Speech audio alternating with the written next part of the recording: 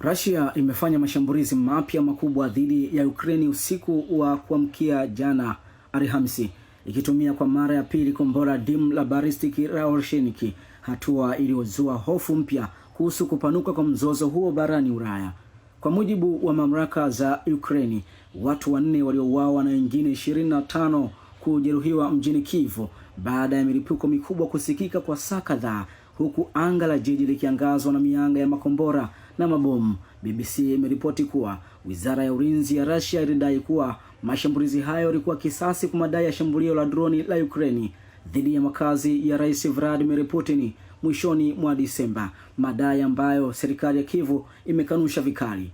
Ingawa Russia haikutaja rasmi lengo la kombora la Oresheniki, video zilizosambaa mtandaoni kabla ya saa 6 za usiku zilionyesha milipuko mikubwa katika viunga vya mji wa Lviv magharibi mwa Ukraine. Rais Volodymyr Zelensky amethibitisha kuwa kombora la balistiki lilipiga miundombinu muhimu mjini Lviv, takriban kilomita 60 kutoka mpaka wa Poland, eneo lililopo karibu na mipaka ya Umoja wa Ulaya na NATO. Oresheniki ni kombora la balistiki la masafa ya kati lenye kasi ya juu sana, linaloweza kufikia umbali wa hadi kilomita 1500 na linaaminika kuwa na kichwa cha kivita kinachogawanyika wakati wa kushuka na kusababisha milipuko mfululizo yenye athari kubwa.